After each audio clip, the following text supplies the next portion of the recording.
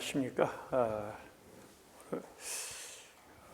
금주 주일은 성령 강림 주일이었습니다. 가정의 달에 성령님을 우리 가정에 모시고 성령님과 함께 임마누엘 가정을 경영하시는 여러분을 축복합니다.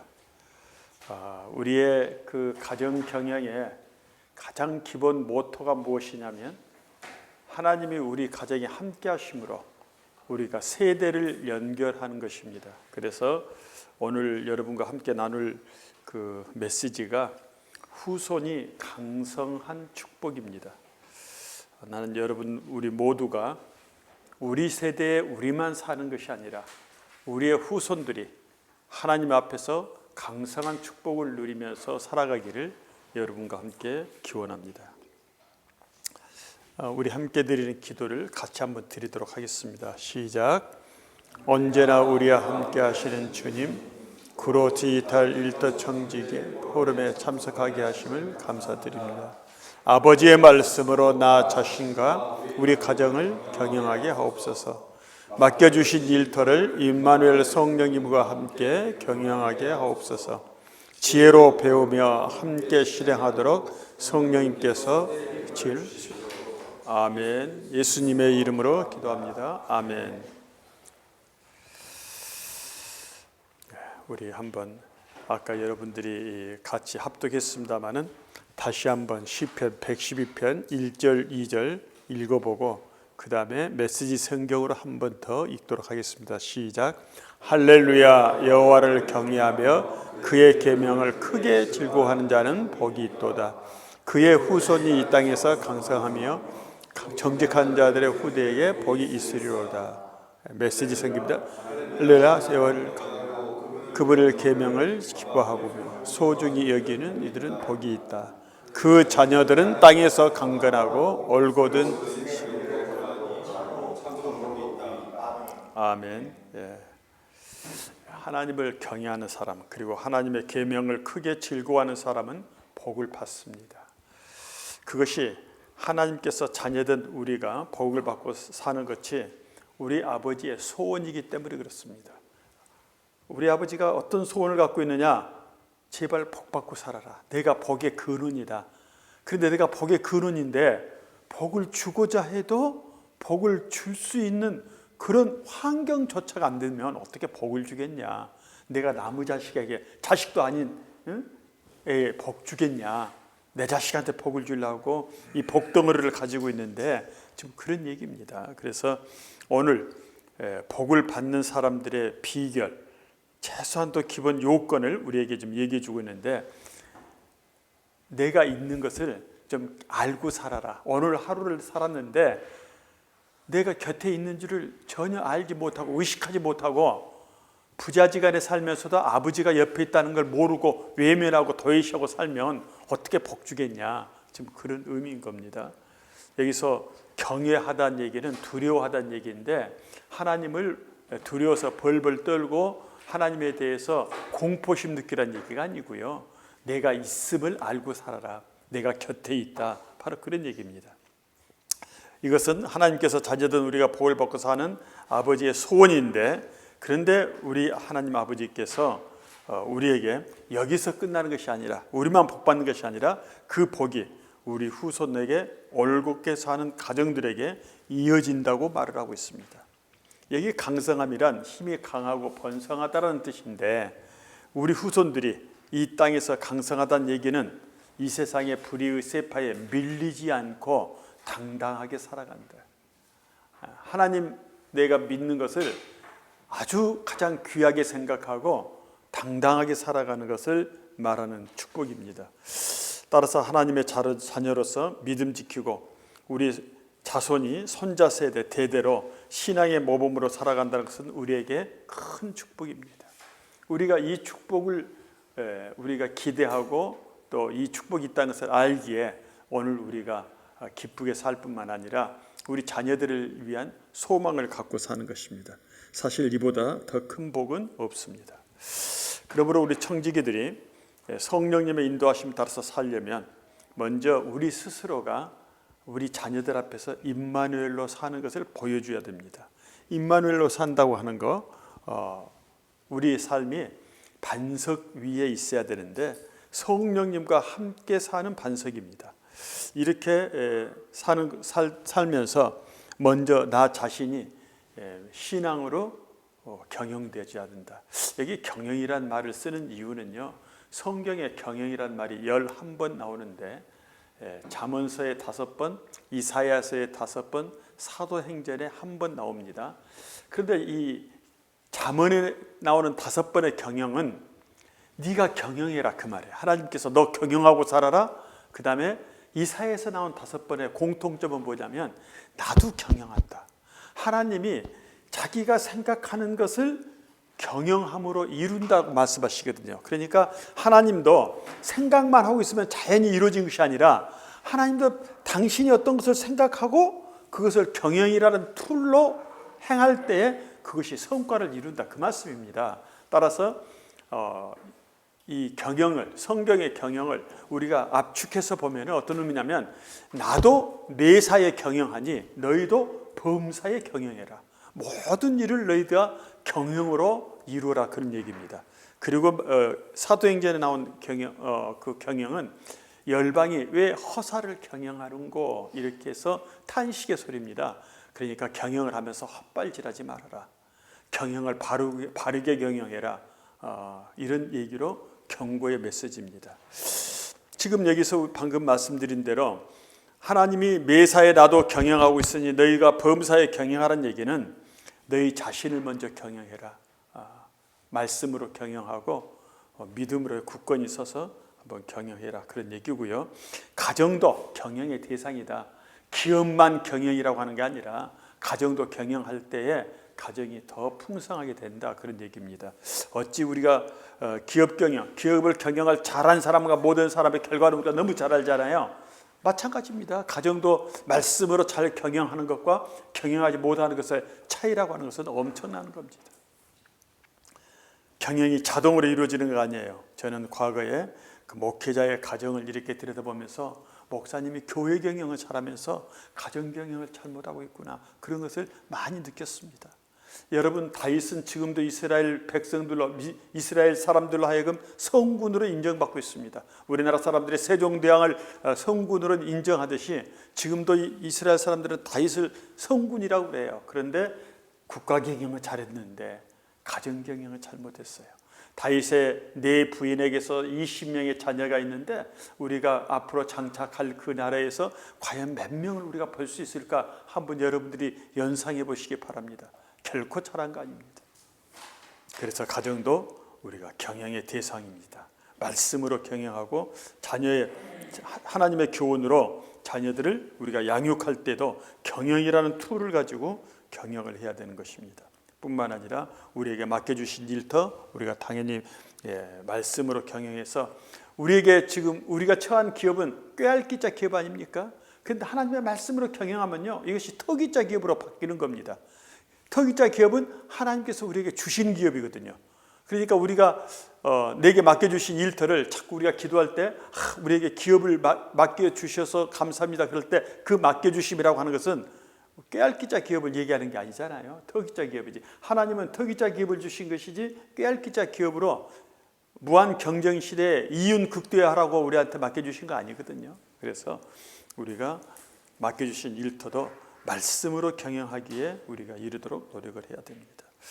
그러면 이런 경영의 그 목표치가 뭘까요? 먼저 자기 경영은 삼위일체 하나님과 친밀함입니다. 내가 하나님과 친밀하게 경영하는 겁니다. 친함이 없으면요, 우리가 거리가 멀어지잖아요. 하나님과의 관계는 정말 영촌입니다. 무촌도 아니에요. 무촌은 부부 사이가 무촌이라고 그러죠. 헤어지면 영원한 그 간극이 생기기 때문에. 그런데 하나님은요, 영촌이에요. 무촌이 아닙니다. 부자지간인데 우리가 육신의 부자지간은 일촌이지만 하나님과 부자지간은 영촌입니다. 그래서 이 하나님과 친밀함으로 우리가 사는 것, 이것이 자기 경영의 목표가 돼야 되고요. 가정 경영은 자손 대대로 언약 백성의 계보를 잇게 하는 겁니다. 내 자식이 나 때 예수 잘 믿었는데 자식 세대에 가니까 엉터리가 돼버려. 다윗은 그나마 마지막까지 하나님은 잘 섬기고 갔어요. 그래서 성분이라고 그런 겁니다. 근데 솔로몬은 처음은 좋았는데 끝이 좋지 않았어요. 그래서 자기 자식대로 넘어가니까 완전히 하나님께서 정말 걱정하고 이 민족 어떻게 할까 하고 하나님의 근심거리를 만들어준 것입니다. 자손 대대로 하나님과 언약 백성. 언약 백성은 창세기 17장 7절의 말씀입니다. 너와 내 자식과 내 자손 대대로 내 언약의 백성이 될 것이다 하는 그 언약 백성을 우리가 대대로 이어가는 것이 가정경영입니다. 세 번째로 일터경영은 소명의 자리에서 사명을 잘 감당하는 겁니다. 나에게 하나님께서 지금 일터를 주셨다고 하는 것은, 그리고 일터 공동체를 나한테 운영케 하고 거기다 CEO로 세운 것은 내가 하나님의 청직이에요. 그래서 그 나를 불러주신 자리가 소명의 자리입니다. 그리고 나에게 맡겨진 일을 잘하는 것이 사명인데 이것을 완전하게 완수하는 것, 이것이 일터 경영의 목표치입니다. 이것만으로 끝나면 안 되죠. 하나님의 공동선을 이루기 위해서 우리는 공동체도 경영해야 합니다. 나와 관계되는 것. 여러분이 지금 CBMC에 나와 있잖아요. CBMC에서 섬기고 CBMC에서 서로의 관계심을 가지고 권고도 하고 또 기도도 하고 하는 이유가 뭐냐면 이 공동체 경영입니다. 여러분이 지역교회를 섬기고 있잖아요. 봉사하잖아요. 여러분이 출석하는 그 지역교회를 봉사하는 것도 공동체 경영입니다. 그러니까 나와 밀접한 가정, 자기 가정, 일터 경영이 사실은 우선순위가 더 있는 거죠. 어떤 사람들은 교회에 헌신하는 것이 최고의 목표로 갖고 있는 사람이 있어요. 아닙니다. 그것은 네 번째 경영이다. 그래서 하나님의 공동선을 실천하는 연대로서의 우리가 섬기는 것이다. 먼저 내가 하나님 앞에 바로 서야 되고 내 가정이 바로 서야 되고 내게 맡겨주신 일터, 그건 하나님께서 나에게 그 소임을 다하라고 맡겨주신 일터니까 더 우선입니다. 어떤 사람은 회사 일은 세상 일처럼 생각하고 교회 일이라고 하면 먼저 쫓아가는데 그건 잘못된 거예요. 그래서 1, 2, 3번이 먼저 되면서 그 다음에 공동체에 우리가 헌신하고 경영한다. 목사님들 중에서도 그 교회에 헌신하지 못한 것, 헌신하고 기도하는 마음은 갖고 있는데 시간이나 물리적인 어떤 상황 속에서 못하는 것을 책망하는 경우가 있는데 그것은 잘못된 신앙이라고 저는 생각을 합니다. 우리가 이 하나님을 영화롭게 하는 것, 이것이 우리 삶의 최고 목적 아니겠습니까? 하나님을 어떻게 영화롭게 할 것인가? 우리가 구체적인 그 대안이 없이 하나님을 영화롭게 그러는데 하나님을 영화롭게 하는 거 간단하죠. 지금 우리가 말한 그 네 가지, 자기 경영, 가정 경영, 일터 경영, 공동체 경영을 잘하면 그건 하나님을 영화롭게 하는 겁니다. 그래서 하나님을 영화롭게 하는 인생의 목적을 이루는 것, 말 많고 탈 많은 세상에서 무탈하게 사는 것 어렵지만, 그러나 우리가 이 포스트 모더니즘을 살고 있으면서 하나님을 영화롭게 하는 것, 바로 이 네 가지를 먼저 잘하는 것이다, 이렇게 생각하시면 되겠습니다. 자, 한번 우리가 지난 금주가 성령 강림 주일인데 성령님에 대해서 어떻게 성경이 기록하고 있는가를 한번 같이 좀 읽어보실까요? 먼저 위에 있는 것은 개역 개정 성경입니다. 아래에 있는 것은 제가 좀 늘 즐겨 읽는 메시지 성경인데 각각 대조해서 주석처럼 한번 읽어봐 주시겠습니까? 시작. 요한복음 14장 6절 시작.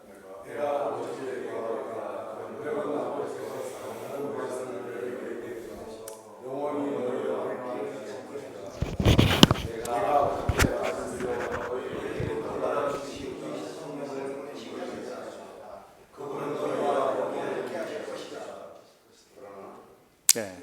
14장 26절 시작.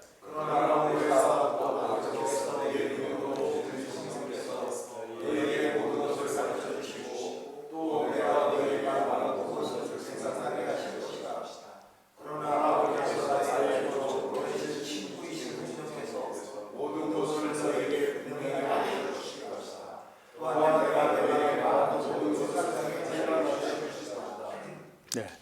마지막 26절입니다. 시작.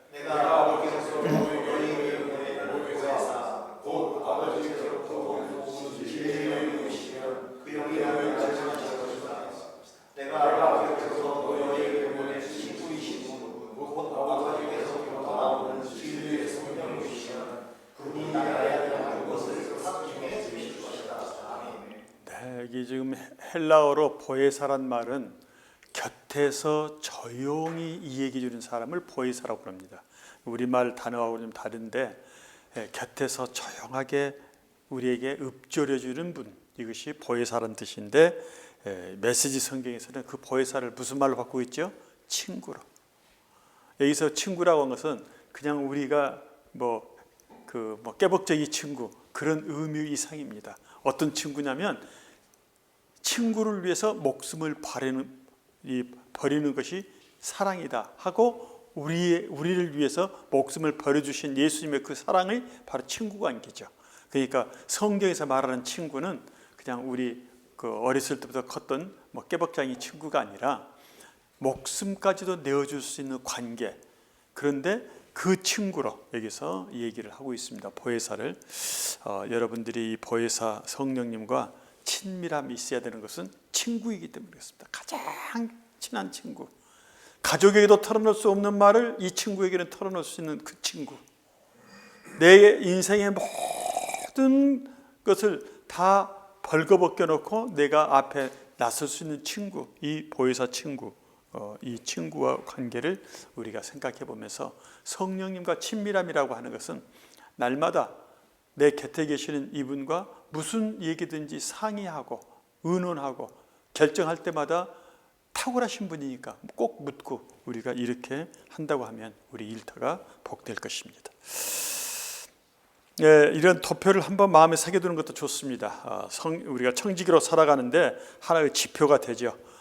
이런 도표를 마음속에 늘 그리고 있으면 문득 어떤 일을 하려고 하더라도 이게 우리에게 족쇄가 좀 되어지기도 합니다. 가끔은 우리를 좀 불편하게 하지만 족쇄가 있는 게 좋습니다.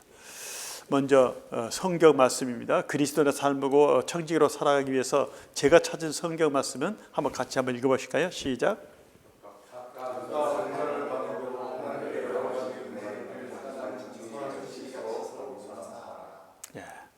선한 청지기처럼 살아가라 하는 것이 내가 청지기로 살아가는데 나에게 그 지표가 되는 그런 성경 말씀입니다. 자기 경영과 가정 경영과 일터 경영과 공동체 경영에 대해서 가장 기초되는 것은 무엇냐? 자기 경영은 성삼위 하나님과 친밀하게, 하나님 아버지와 부자유친하게, 이것이 내가 하나님과의 관계십입니다. 하나님한테 다른 거 없어요. 천지를 창조하시고 전지전능하시고가 아니라 아버지, 하나님하고 나하고 관계는 아버지 관계입니다. 그리고 그 아버지가 나에게 달란트를 주셨는데 가장 성경에서 최고의 칭찬은 뭐냐면 참 잘했다. 내가 너를 보니까 너무 기쁘다. 잘하였도다. 이 말씀입니다. 그래서 그 달란트를 갑절로 남기는 겁니다. 그 다음에 그것이 모델링이 되려면 예배가 3되고 삶이 예배가 되도록, 우리가 예배가 3되는 것은 한국교회가 참 잘합니다. 시간 되면 꼭 가서 예배 드릴 수 있도록 다 훈련 잘 돼 있는데 삶이 예배되는 것은 참 서툴러요. 그래서 우리 일상적인 삶이 예배가 되도록 우리가 가져가야 됩니다. 그것은 하나님과 친밀함부터 생기거든요. 하나님과 친하게 지내면요, 그 삶이 예배가 되는 거예요. 왜? 모든 것을 의논하고 모든 것을 얘기하고. 사실 예배라고 하는 것이 무릎 꿇고 찬송 부르고 기도하고 두 손 보고 그렇게 합장하듯이 기도하는 것이 예배가 아니잖아요. 하나님 앞에 허물 드리는 게 예배가 되는 거 아니잖아요. 하나님 찾아보면서 저 빈손으로 왔어요. 그래도 하나님 아무 말도 없어요. 야, 너 오는 데는 땡값도 없대요. 그 빈손으로 오냐? 그런 말씀 안 하시잖아요. 그러니까 우리가 드리는 일상의 예배는 하나님께 친밀합니다. 뭐든지 의논하는 거, 하나님을 높여드리는 거, 그분을 아버지라고 늘 믿고 사는 거, 이게 우리가 예배다. 그것이 삶의 생활의 예배가 될 겁니다. 가정 경영, 일터 경영, 공동체 경영도 제가 여기 있는 것은 제 얘기지만 여러분 매트릭스를 하나 만들어서 여기다 한번 꼭꼭 빈칸을 채워보시면 여러분의 삶을 이 말씀들이 인도할 겁니다. 한번 가셔서 큰맘 먹고 오늘 이 매트릭스 하나 좀 만들어 놓으시고 여러분에게 삶의 지표가 되는 말씀은 무엇인지, 그 다음에 타이틀, 꼭 제 타이틀도 안 해도 좋습니다만 아까 제가 말씀드린 대로 반석 위에 나를 경영하고 가정 경영하고 일터 경영하고 공동체 경영하자. 이건 제가 살아오면서 얻어진 지혜거든요. 그래서 이런 것을 가지고 여러분들이 여러분의 매트릭스를 하나 만들어 놓고 거기에 대해서 여러분 가족과 함께 기도하면서 여러분 일터와 함께 기도하면서 살아본다고 한다면 저는 그것이 우리를 임마누엘 삶으로 인도하는 가장 좋은 베이직한 것이 될 거라고 생각을 합니다. 그래도 가끔은 우리가 긴장감을 가지고 이 세상 살면서요 긴장감을 놓고 살면 금방 무너집니다. 그래서 때로는 나를 엣지 위에 세워놓고 긴장감을 가져볼 필요가 있습니다. 긴장감을 갖기 위해서 하나님과 관계가 잘 되고 있는지 한번 체크해 보는 거죠. 내가 하나님의 자녀로서 아버지를 영화롭게 하고 있냐, 내가 청지기로서 아버지께서 나에게 위임하신 모든 것을 성실하게 내가 관리하고 있는지, 이런 것은 하나님과 관계에서 체크리스트 나를 한번 확인해 보는 겁니다. 가정에 대해서는 내가 제사장인데 아내가 목사이지만 가정의 제사장은 저라고 생각합니다. 그런데 이 가정에서 영적 권위를 유지하고 가족들의 필요를 내가 제공하고 있는지, 이것을 나보다도 가족의 필요를 더 우선하고 있는지, 그런 얘기입니다. 남편과 아내 관계에서 평생을 내가 아내를 친구처럼 생각하고 있는지. 왜냐하면 아까 보혜사 하나님도 친구라고 그랬는데 아내도 내 이 삶의 옆에 배우자, 가장 친한 친구로 여길 때 성령님과 친구로도 우리가 살아가는데 굉장히 유연해지죠. 내 아내가 친구가 아니다. 그런데 성령님과 친구 되기 쉽지 않습니다. 나보다 예수님을 더 사랑하도록 내가 돌봐줘야 합니다. 아내의 사랑을 예수님하고 나하고 경쟁할 필요가 없어요. 예수님보다 나를 더 사랑해, 나보다 내가 더 우선순위야. 그런 것은 잘못된 거죠. 그래서 아내의 사랑을 예수님과 경쟁하지 말자. 나보다도 예수님을 더 사랑하게 해주자 하는 것이고요. 아버지로서는 내 자식들에 대한 아버지입니다.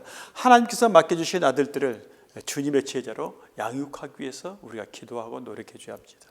뿐만 아니라 우리는 하나님이 피상속이지고 내가 하나님으로부터 상속을 받았어요. 내가 기업 물을 자입니다, 하나님 앞에서. 그런데 물질적 유산 대신에 내 자식들한테도 유산해 줘야 되는데 영적 유산을 계승시켜서 신앙의 계보를 연결해 갈 수 있도록 우리가 이렇게 힘써줘야 합니다. 직업에 대해서는 어떻습니까? 우리에게 하나님께서 달란트를 주셨어요. 우리에게 비전을 일터에 비전을 제시하고 나가라고 얘기합니다. 그래서 공동체 비전을 제시하고 터기자 기업이죠. 깨알기자 기업. 현재는 내가 깨알기자 기업 속에 있지만 하나님의 말씀으로 경영해서 터기자 기업을 통해서 주시는 영광을 드러낼 수 있도록. 그 다음에 나는 엔지니어입니다. 기업 세계에서 생육하고 번성하고 창조 명령을 지켜갈 수 있도록 이렇게. 그리고 사회적으로서는 여기서 장로는 교회 장로가 아닙니다. 우리가 사회의 장로로서 내 주변에 나와 관계하는 모든 사람들과 친밀한 관계를 유지하도록 우리가 돕고 사는 것, 이게 제가 장로입니다. 교회 장로 아니에요. 지금 평생교육, 평생학습을 가장 큰 즐거움으로 알고 배움을 함께 나누면서 사는 것이 사회적인 청지교 장로로서 우리가 살아가는 것이라고 생각이 됩니다. 이런 것들을 만들어 놓고 우리가 나 스스로를 되돌아보고 체크해보고 하면은 하나님 앞에서 조금 더 앞으로 좀 바르게 좀 나아가지 않을까 이렇게 생각을 합니다. 따라서 나의 자신의 경영을 바르게 하려면 하나님과의 관계십에서 중요한 메시지 하나를 가지고 사는 것도 좀 좋습니다. 따라서 절대신앙으로, 절대신앙이라고 하는 것은 내 신앙생활은 내 삶의 모든 부문에서 어떤 경우에도 가장 우선한다. 이게 그냥 모토로 돼 있어야 돼요. 그래야 어떤 것하고 타협하지 않습니다. 어떤 문제가 신앙하고 타협한 문제가 있을 때 가장 이것을 먼저 떠올리면 되죠. 그래서 신앙보다도 어떤 것을 같은 레벨에 놔두고 물질과 하나님을 같이 섬길 수가 없는 거죠. 절대 신앙으로 내 삶의 어떤 부분에서 어떤 상황에서도 우선한다. 가족에 대해서도 그렇게 하는 게 좋습니다. 나와 내 가족은 잘 알죠. 우리가 여호수아가 자기 마지막 유언적인 메시지를 남길 때 나와 내 가족은 오직 하나님만을 섬기겠다. 그런 것처럼 하나님의 영광을 위해서 하나님의 영광을 위한 삶을 최고 가치로 여기도록 내 가족을 우리가 섬겨주고, 가족도 섬김의 대상입니다. 가족을 섬겨줘야 할 것입니다. 우리나라는 유교 문화이기 때문에 이 전속, 비속이라는 말을 많이 쓰죠. 나를 기준해서, 나와 내 형제를 기준해서 위로는 윗세대는 전속이 되고 아랫세대는 비속이라고 합니다. 전속은 존경의 대상이 아니라 공경의 대상입니다. 이 부모를 존경하라 하면 존경하기가 상당히 어렵죠. 그러나 공경은 명령입니다. 공경은 우리가 좀 해야 되는 것인데, 공경의 대상으로서 저는 제 아내하고 그 제 어머니 사이에 끼어들질 않았습니다. 아내하고 어머니의 어떤 문제가 있으면 아내가 어머니가 기도하면서 그 문제가 해결될 수 있도록 늘 그렇게 해왔기 때문에 아내 생일에 어머니가 편지를 보내왔는데 사랑하는 내 딸아하고 참 아내에 대한 사랑을 그대로 편지에다 쓰셨더라고요. 아내와 그 어머니 사이에 내가 끼어들어서 조종자 역할할 필요가 없습니다. 우리가 기도해주고 서로의 사랑을 좀 나눌 수 있도록 해주면 되는 겁니다. 그 다음에 이 수평 관계입니다. 수평 관계는 배우자가 수평 관계인데, 배우자하고 삶은 우리가 평생 친구처럼 지낼 수 있었으면 가장 좋겠다. 부부 관계가 평생 친구 관계로, 또는 우리가 좀 아내에 대해서요, 에제르, 돕는 배필이다 이렇게 얘기를 합니다. 근데 이 에제르란 말을 자세히 그 성경에 보세요. 여자한테 쓰여진 말로만 쓰지 않았어요. 하와를 데려다 놓고 돕는 배필을 주겠다 했는데 거기에 성에 대한 부분이 없습니다. 오늘은 시간이 없으니까 내가 그 창세기에 있는 말씀을 이렇게 또 해설하지는 않겠습니다만은, 양성 관계로 쓴 단어다 에제르가. 근데 에제르란 말 그 자체가 뭐냐면, 돕는 배필이란 말이 무슨 말이냐면, 하나님께서 사람을 누군가를 돕다 할 때 에제르란 단어를 쓰셨어요. 히브리어로. 그 말은 뭔 말이냐면, 하나님이 사람을 돕는 눈높이에서 도와주어라. 내가 내 아내의 부족한 부분이 있으면 하나님의 눈높이에서 볼 때 이런 점이 부족하구나 하고 내가 돕는 배필. 또 아내가 저에 대해서도 마찬가지로 내 남편이 나한테는 잘해. 그런데 이것은 하나님의 눈높이에서 보니까 형 아니야 라고 할 때 돕는 그런 관계로, 우리가 하나님의 도움처럼 우리가 주고받을 수 있는 그런 돕는 관계. 그래서 아까도 얘기했습니다만, 나보다 예수님 더 사랑하도록 아내와 함께 하루하루를 즐겁게, 아까도 나오잖아요. 여호와의 말씀을 즐거워하는 자가 복을 받는다고 그랬는데, 시편 110편 1절 2절로 즐겁게 살아라. 근데 이 전도서 9장 9절 한번 읽어볼까요? 시작.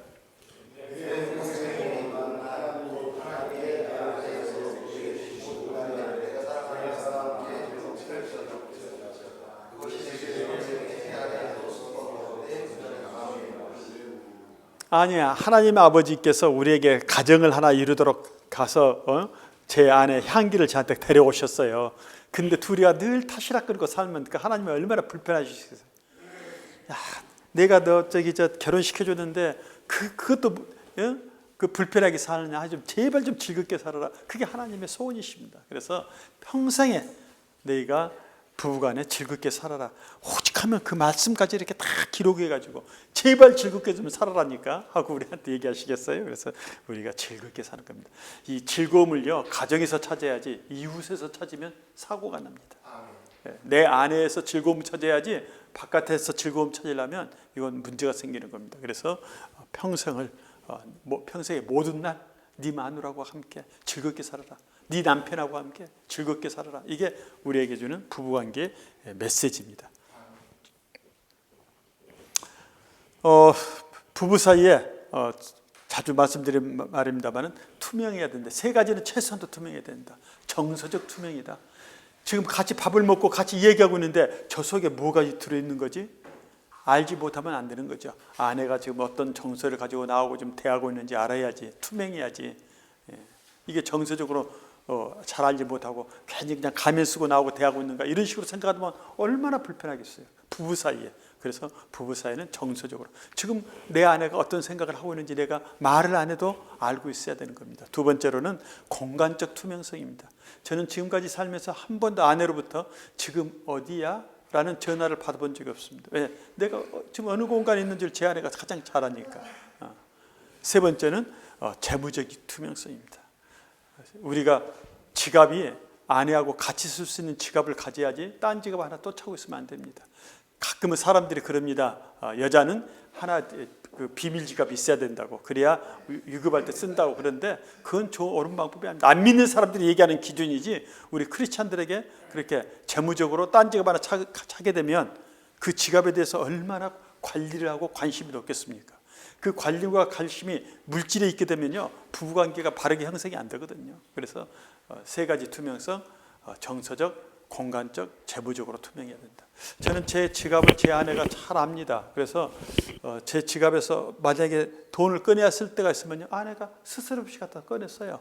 꺼내 쓰는데 제 지갑은 꼭 두 개로 이렇게 쪼개보면 한쪽은 윗분이 쓰신 거, 한쪽은 내가 쓰는 것이거든요. 아내가 꺼냈을 때 구분을 합니다. 이것은 윗분이 쓰실 것을 내가 갖다 써야 된다, 아니면 내 남편이 쓰는 쪽을 내가 써야 된다. 그 지출하는 구분을 아내가 알기 때문에 어느 쪽을 뺏어 써도 제가 아내를 믿기 때문에 전혀 문제가 없습니다. 언약성입니다. 언약으로 맺어진 관계죠. 우리나라에서 중요한 건 다 계약서를 써요. 그런데 성경에서 중요한 것은 다 말로 합니다. 하나님께서 말로 세상을 창조하셨기 때문에 결혼의 주례도 평생 살겠느냐? 예, 그러면 끝나는 거예요. 언약 백성은 언약으로 하는 것이지 글로 쓰고 도장 찍고 지장 찍고 그런 거 아니잖아요. 결혼 계약서에다 지장 찍고 결혼해가지고 지문 달아주면 어떻게 하겠어요?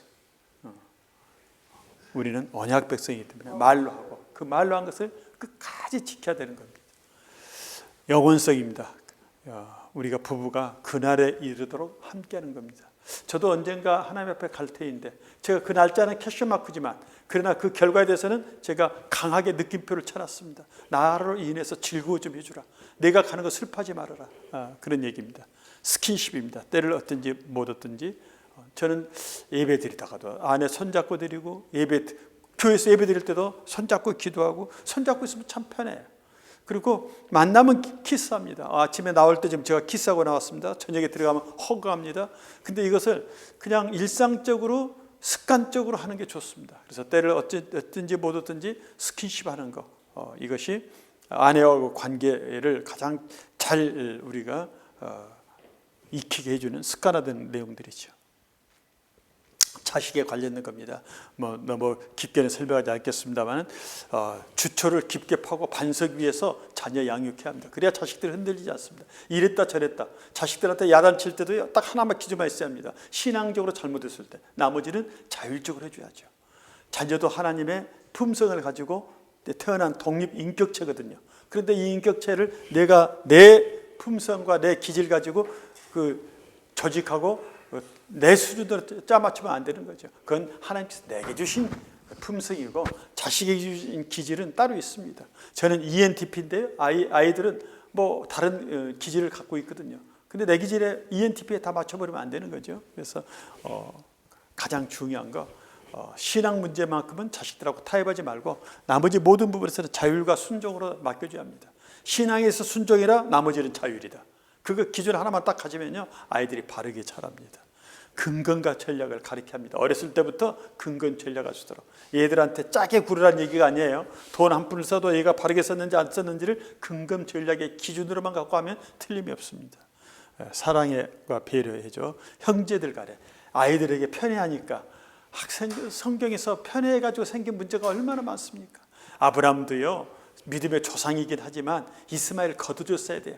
아내가 뭐라고 얘기하면, 여보 그래도 당신과 내가 합의해서 낳은 자식이야. 저 자식 어디로 보내겠어? 근데 매정하게 쫓아냅니다. 뭘 분깃을 주질 않아요. 그들하고 나중에 낳은 자식 6명에게는 다 분깃을 줘서 버립니다. 그래서 그 자식들이 다 그 족장들이 되게 하는데, 이스마엘을 보낼 때는 매정하게 쫓아버려요. 아무것도 안 줍니다. 그래서 지금도 이스라엘하고 이 갈등을 믿고 있는 주변 국가들이 그래서 그런 겁니다. 여러분, 어쨌든 형제들 간에 우애할 수 있도록 부모가 편애시키면 안 돼요. 우리는 흔히 말합니다. 열 손가락 깨물어서 나쁜 손가락이 있냐, 똑같이 사랑한다 그러는데요.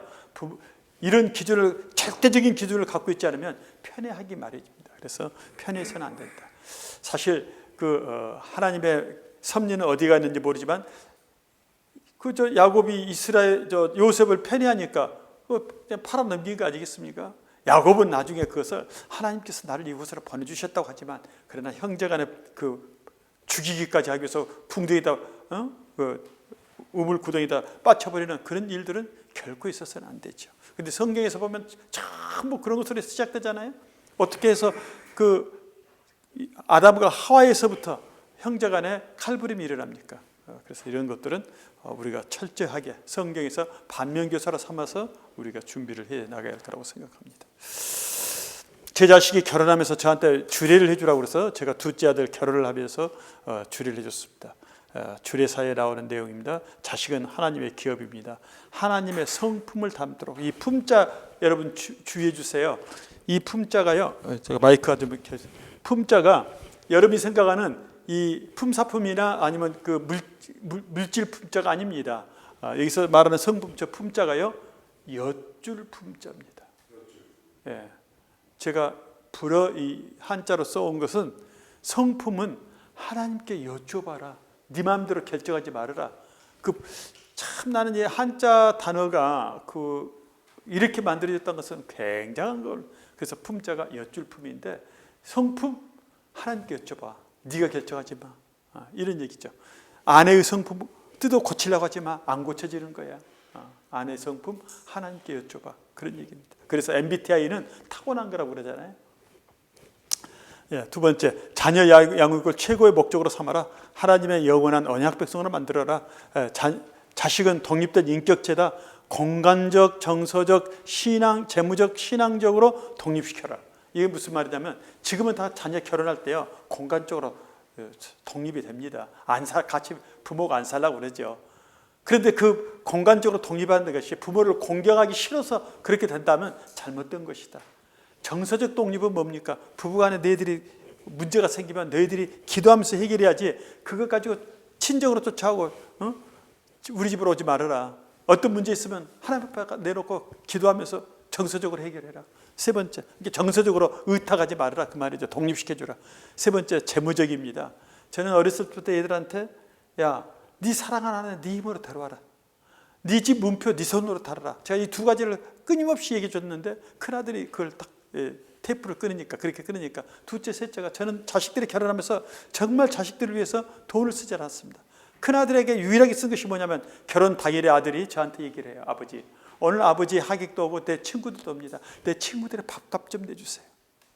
저는 그 돈 외에는 쓴 것이 없습니다. 오히려 아들이 결혼하면서 지 결혼 기념물로 집에다가 그 대형 TV, 평면 TV 하나 사주고 간 거 참 감사하죠. 둘째, 셋째도 다 그런 식으로 결혼을 시켰습니다. 그래서 사돈들하고 제가 미리 얘기하죠. 왜냐하면 사돈들이 안 도와주면 안 되거든요. 우리 이 아이들을 결혼시키는데 제가 어렸을 때부터 이렇게 애들한테 얘기했습니다. 좀 도와주세요. 어떤 이 아이들을 위해서 뭐 열쇠 주거나 뭐 전혀 없습니다. 얘들에게 이렇게 해야 아이들이 바르게 앞으로 살아갑니다. 사돈들이요, 새 사돈이 다 제가 그 얘기할 때마다 동의를 해줬어요. 그래야 되는 거지. 아이고 내 자식 가는데 어떻게 그럴 수가 있어요. 사돈은 안 하더라도 나는 하겠습니다. 그러면 안 되잖아요. 근데 우리 새 사돈들이 다 동의를 해줬습니다. 마지막으로 신앙적입니다. 우리 지금 현재 한국 교회는요, 한 가족이 전부 그냥 할아버지부터 손자까지 다 같이 나와서 신앙생활하면 그걸 축복으로 생각합니다. 아니에요. 떠나 보내야 합니다. 결혼이라고 하는 것은요, 내가 내 부모로부터 떠나온 것이 결혼이지만 내가 내 자식들 떠나 보낼 수 있어야 합니다. 그래서 세 가지 따람이 있는데요, 내가 결혼할 때 내 부모를 떠나오는 것이 결혼이고요, 그 다음에 내 자식을 여윌 때 결혼시킬 때 떠나 보내는 것이고요, 바르게 떠나 보내야 합니다. 그리고 세 번째, 내가 이 땅을 떠나 보내는 것. 그래서 떠남 1, 2, 3이 있는데 이걸 다 잘해야 합니다. 그래서 신앙적으로도 떠나 보내야 된다. 그래야 부모 밑에서 그 신앙을 의탁하지 않고 자기 스스로 신앙을 결정하게 됩니다. 예. 그 다음에 양육의 책임인데요, 자식뿐만 아니라 메인테넌스를 손자까지 하라는 얘기예요. 말씀 참조하시기 바랍니다. 부모가 상속할 유산이 있는데 신앙 유산으로 하자. 우리 김간에는 믿음의 유산을 계보시키도록 하겠다. 물질 주어서 하니까 여러분이 하나님께서 주셔서 풍족하게 여러분 곳간이 채워졌다면 그걸 여러분 다 쓰고 가십시오. 하나님의 영광을 위해서. 우리는 하나님의 영화롭게 하는 것이니까 하나님의 영광을 위해서 쓰고 가지, 자식들한테 유산 남기고 그건 자식들의 문제입니다. 하나님께서 그들에게 복 주어서 자식들이 잘 살 겁니다. 내가 자식들의 그 앞으로 살아갈까 밥그릇 챙겨주고 갈 필요가 없다는 거죠. 미리 그렇게 훈련시키고 자식들이 그렇게 살 수 있도록 우리가 만들어주는 거, 거기까지가 우리 부모의 양육의 책임입니다. 자식들에게 무한 메인터넌스 책임져 주는 게 아니지 않느냐. 그래서 이런 부분들을 지금부터 여러분들이 준비해서 가신다면 문제가 없을 거라고 생각합니다. 창세기 17장 7절입니다. 아브라함이 이 언약 백성에 사인을 함으로써 그 자손 대대로 하나님의 언약 백성을 만들어 왔고 2000년이 지금 2000년이 아니죠. 3500년이죠. 아브라함의 때부터 3500년이 지난 지금도 이스라엘 민족이 언약 백성의 계보를 이어가고 있습니다. 우리 김간의 가족 훈입니다. 우리는 주님을 사랑하고 서로 사랑하며 부지런히 살자. 어쨌든 우리가 기도할 때마다 가족을 위해서 가정 예배 드릴 때마다 한 번씩은 우리가 낭독하고 우리가 가정 예배를 함께 드립니다. 우리 김간의 신앙 고백입니다. 김간의 가족은 자손 대대로 하나님의 언약 백성으로 살아가도록 하겠다. 김간의 가족은 하나님의 자녀 예수님의 제자여 성령님의 사람으로 우리가 살도록 하겠다. 김간의 가족은 사촌 없는 이촌 가족 만들기 위해서 며느리들이 내 뱃속으로 닿지 않는 조카들까지 친자식처럼 여겨주면 사촌이 없어지죠. 다 이촌 되는 거죠. 그래서 사촌 없는 이촌 가족으로 살겠다.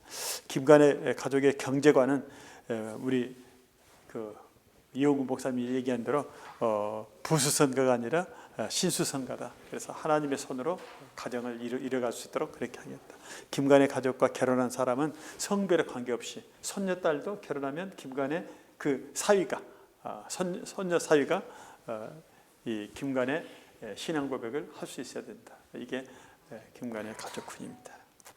자, 오늘 이 시간에 여러분들이 함께 나누실 때 제가 나눔의 타이틀을 좀 드렸습니다.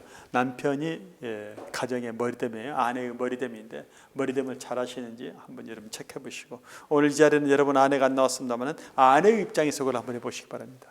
나는 돕는 배필이라는 하나님의 명령을 받아들이니까 내 아내가 그렇게 생각하고 있는지, 그 아내에 대해서 여기 평가를 했더니 잘하고 있으면 잘아니고요, 개선이 필요하면 아내로 하여금 그것을 개선해 주도록 우리가 요구하면 됩니다. 그래서 오늘 이 두 가지 여러분 지금 이미 그 카톡에도 다 있을 테니까 이거 보시면서 한번 좀 나눠주셨으면 좋겠습니다. 오늘 제 얘기는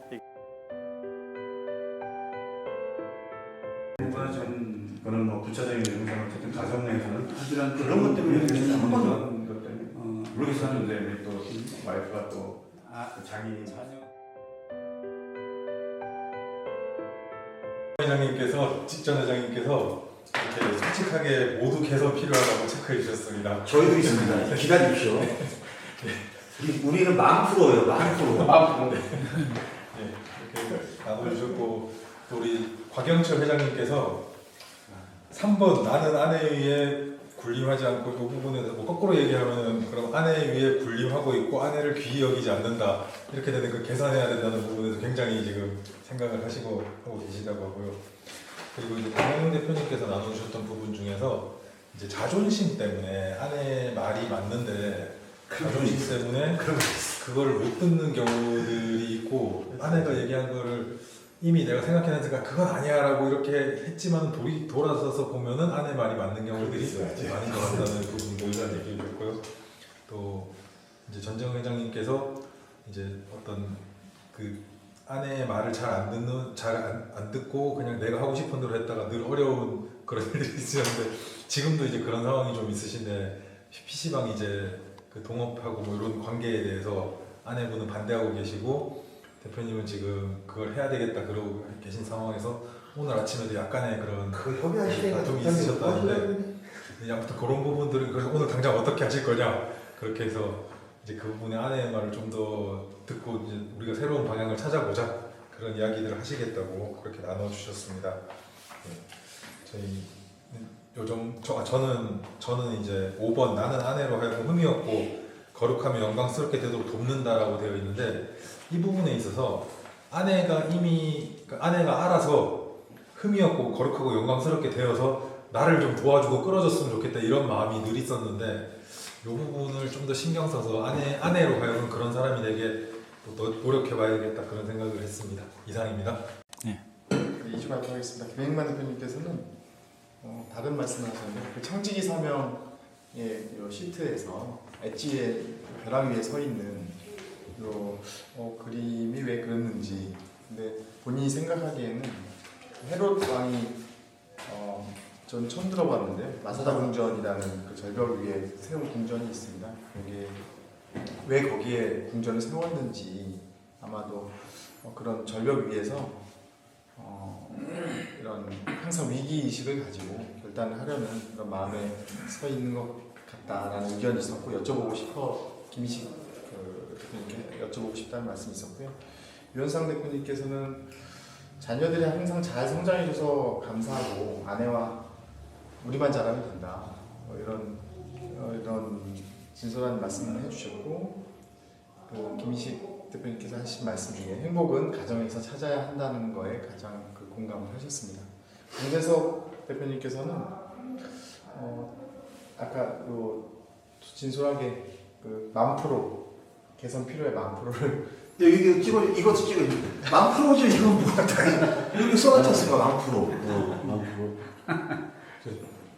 10,000%를 써주셨고요. 그 말씀으로는 그 자녀들은 항상 부모님 뒷모습을 보고 자란다. 그래서 어느새 나도 하지 말아야 될 것들을 하고 있는 모습에 반성을 좀 하셨고요. 저는 마지막으로 항상 부족하고 항상 제일 부족한 게 제 자신인 것 같고요. 오늘 김희식 그 대표님의 말씀에 진실로 그 믿음의 모범적인 모습을 보여주시는 것 같아서 참으로 감사했습니다. 네, 이상입니다. 저는 제가 뭐 이게 모범이 보였다는 얘기가 아니고요. 그렇게 하려고 노력하는 과정 중에 있다는 거 말씀드리고요. 이 덮여서 제가 스킵했던 그 공동체 경영에서 잠깐만 소개하고 마치도록 하겠습니다. 우리가 좀 자기 경영, 가정 경영, 일터 경영에 대해서는 그동안 여러분들에게도 여러 차례 말씀을 드렸는데 공동체 경영에 우리가 참여하는 일입니다. 우리가 이웃에 대해서 그러니까 자기 가정 일터까지는 이것도 하나님께서 말씀하신 이웃에 속하기도 하지만 그러나 진정한 그 이웃은 함께 사랑하며 나누는 이웃들인데 내가 출석하는 교회에서의 내가 그 갖고 있는 교회 보직 다시 말해서 직분이라고 그러죠. 우리는 좀 일터 사역자들이니까 보직이라고 합시다. 교회에서 갖고 있는 보직, 내가 뭐 장로거나 뭘 이렇게 직분을 갖고 있기 때문에 내가 의무적으로 해야 되는 것이 아니라 교회 안에서 어떻게 하면 출석하는 교회에서 내가 그 이웃이라고 하는 영역에서의 사랑을 함께 진정성 있게 나눌 것인가. 나는 내 교회뿐만 아니에요. 하나님의 교회는 하나의 교회거든요. 유니온 처치거든요. 그러니까 내가 길 가다가 우리 집 옆에 있는 교회가 있으면 그 교회에 대해서 내가 지독히 관심을 가져야 합니다. 근데 우리 한국 교회는요 지게주의해 가지고 자기 교회 아니면 다른 교회는 내 교회 가지고 나무 교회. 근데 주인이 하나이신 하나님 교회거든요. 그래서 지역 교회에 대한 여러분들의 보편적 생각을 가졌으면 좋겠어요. 교회가 크게 네 가지잖아요. 하나가 하나의 교회, 유니온 처치. 그다음에 보편적 교회, 커머셜 처치. 그다음에 거룩한 교회, 홀리 처치. 그다음에 사도적 교회 아닙니까? 그러니까 이 교회의 네 가지 특성상 내 옆에 있는 교회, 내가 출석하지 않는 교회도 내 교회다. 라는 이웃 교회, 이웃 사랑에 대한 개념이 좀 있었으면 좋겠다. 이런 얘기.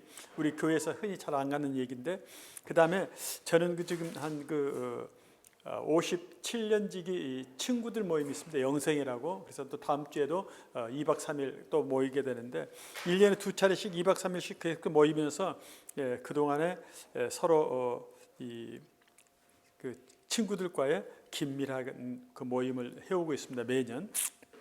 두 번째는 내 전문 영역에서 내가 청직으로 섬길 공동체가 무엇인지. 저는 이제 협회 활동을 보다도 좀 잘합니다. 우리가 내 일터가 소속된 협회가 있으면 협회에 가서 기독 영성을 가지고 그들에게 얘기할 수 있는 게 굉장히 많아요. 왜냐하면 그분들은 기독 영성으로 말하는 사람들의 얘기를 한 번도 못 들어봤거든요. 그러니까 오늘 저 안건이 처리될 때 저것이 하나님께서 기뻐하실까? 그런데 하나님이 기뻐하신 일은요 대부분 모든 사람들이 공감대를 형성하거든요. 그래서 그런 쪽에 가서 적극적으로 활동하면서 우리 협회가 보다도 요즘 말하는 ESG 경영을 잘할 수 있도록 우리 가서 얘기해주면 참 좋겠다, 그런 얘기입니다. 저는 콕함에서 활동하고 있고 CBMC에서 활동하고 있는데 이런 것들이 우리가 전문 영역에서 청직으로 섬길 수 있는 영역들입니다. 우리 CBMC도 마찬가지고요. 그 다음에 창발하는 공동체로서의 리더 세우기. 저희가 지금 한 달에 한 번씩 저희 회사에서 농식품 디지털 테크 포럼을 좀 열고 있습니다. 거기에 들어가는 뭐 식사비부터 다 해서 교재를 만들어주고 하고 있는데 이거 하고 그다음에 K 포럼, 옛날에는 차이나 포럼이었는데 지금 이런 일들을 좀 하고 있는 거고요.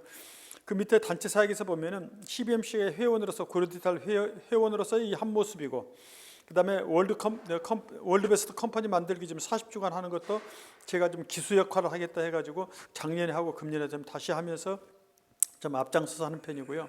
세 번째 미준사입니다. 미준사가 뭐냐면 CBMC의 미래를 준비하는 사람들의 모임인데 이게 한 달에 한 번씩 모이거든요. 사실 내일 모이는 날입니다.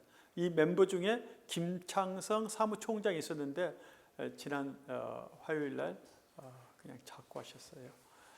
하나님께서 그의 어떤 삶 때문에 불러가신지 모르겠는데 너무나 좀 안타까운 일이고 황당합니다. 내일 한 달에 한 번씩 모일 때마다 나하고 갑자기 동갑이어가지고 그냥 내가 서슴없이 얘기하고 서로 CBMC에 대해서 교감하고 있는데 하나님께서 이렇게 몽골에서 비전 스쿨을 마치고 산행하다가 실족해서 그렇게 하나님의 나라로 갔습니다.